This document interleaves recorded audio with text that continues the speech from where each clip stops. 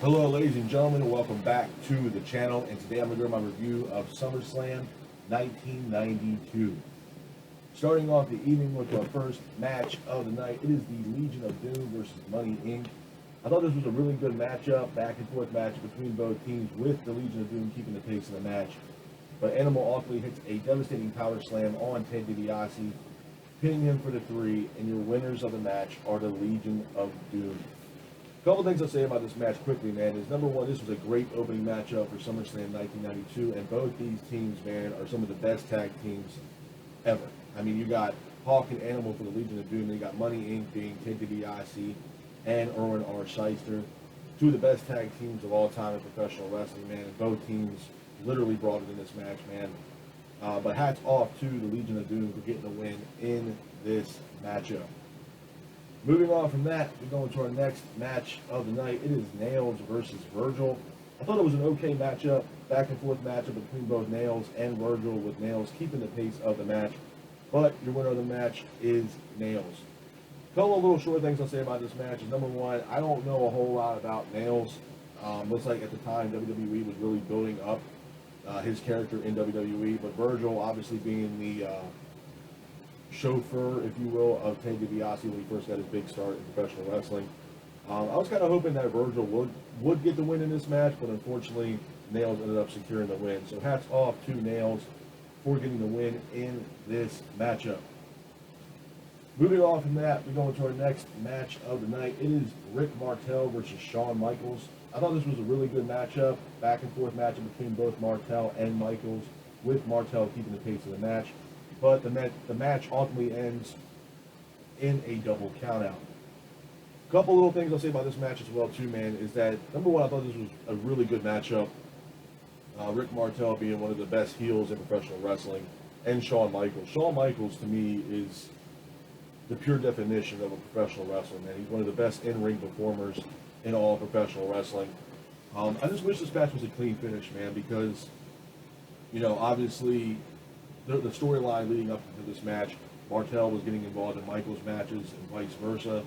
I just wish it was a clean finish, man, because like I said, both Rick Martel and Shawn Michaels would have tore the house down for SummerSlam 1992, but unfortunately, we got a double count out. So, again, I just wish this match was a clean finish. Moving on from that, we go into our next match of the night. It is the Natural Disasters versus the Beverly Brothers for the WWE Tag Team Championships. I thought it was a good matchup, back and forth matchup between both teams, with the Natural Disasters keeping the pace of the match. But Earthquake ultimately hits the finish, pins for the 3, and your winners of the match are the Natural Disasters. They retain at that time the WWE Tag Team Championships. A couple of things I'll say about this match too, man, is the Natural Disasters. To me, an underrated tag team, hands down. I mean, Earthquake, Typhoon, and I mentioned this about Earthquake before, man. Earthquake, if you ever seen Earthquake wrestle, man, he was probably wrestling as a super heavyweight. He was probably every bit of 500 some odd pounds. The guy was a unit. But when he got in the ring, man, he moved like a light heavyweight. He was really fast on his feet. I wouldn't consider him like a Vader, because Vader was just, you know, a freak of nature, man. The way, how big he was in professional wrestling, and the moveset he was doing, and how fast he was in the ring, there'll never be another wrestler like Vader. But Earthquake, I mean, kind of had the same thing, man. Once he got into the ring and the match started, it was like looking at a light heavyweight, even though this guy's walking around probably 550, close to 600 pounds. I mean, Earthquake was a big, big dude. And Typhoon, again, legend. You know what I mean? As far as him being Typhoon. Now, the whole tugboat gimmick didn't really work out. And there's other gimmicks that he's had, too, that were really short-lived. But as far as Typhoon alone and the Natural Disasters, they are, to me, an underrated tag team by far. And I feel like they should have been utilized a lot more in their tenure, if you will, in WWE than what they were doing. So, again, hats off to the Natural Disasters, Earthquake and Typhoon, for getting the win in this matchup. Moving on from that, we go into our next match of the night. It is the Repo Man versus Crush. This was a relatively fast match. The match itself was an okay matchup, back and forth matchup in the beginning between both Repo Man and Crush, with Repo Man keeping the pace of the match. But Crush ultimately hits the finish on Repo Man, and your winner of the match is Crush. Hats off to Crush for getting the win in this matchup. Moving on from that, we go into our next match of the night. It is the Ultimate Warrior versus Randy Savage for the WWE Championship. I thought this was a great matchup, back and forth matchup between both the Warrior and Randy Savage, with the Warrior keeping the pace of the match. Flair and Hennig are ringside. They end up attacking Randy Savage, and then winner by countout is the Ultimate Warrior. Again, it's kind of the same thing with what I said before, man. This matchup, I wish it was a clean finish, number one. And number two, to me, hence SummerSlam 1992 was in, I believe, Wembley Stadium. And the main event for this card was Bret Hart defending the Intercontinental Championship versus the British Bulldog. And I understand why it was the main event because, you know, it being in London and how they were building up the British Bulldog, you know, so right there alone that's your main event card, you know, your main event spot. But to me, I always, maybe I'm a little biased on this, but to me, you should have your WWE Championship, your main championship, always be the headliner, the main event of every single pay-per-view. And Ultimate Warrior versus Randy Savage could have main evented any pay-per-view card, including SummerSlam 1992, and it just was not the main event. It was the co-main. Now, with that being said, I wish that this match was a clean finish, that you didn't have Flair and Hennig getting involved in this match by pretty much beating up Randy Savage.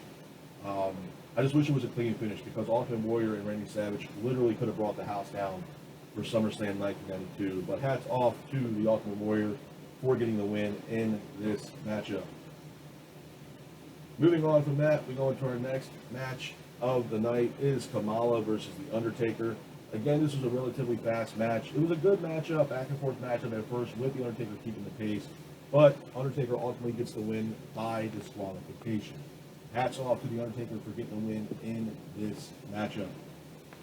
Moving on from that, we go into our next match of the night. It is the main event of SummerSlam 1992. It is Bret Hart defending the Intercontinental Championship against the British Bulldog. Number one, I thought this was a great matchup, back and forth matchup between both Bret Hart and the British Bulldog, with Bret Hart keeping the pace of the match. But British Bulldog ultimately hits a roll-up on Bret Hart, pins him for the 3, and your winner of the match, and at that time, the new Intercontinental Champion is the British Bulldog. A couple of things I'll say about this match too, man, is that number one, this was a great matchup. You know, obviously a lot of lineage and history between the Hart family, the Hart Foundation, Stu Hart, you know, what he did in Calgary.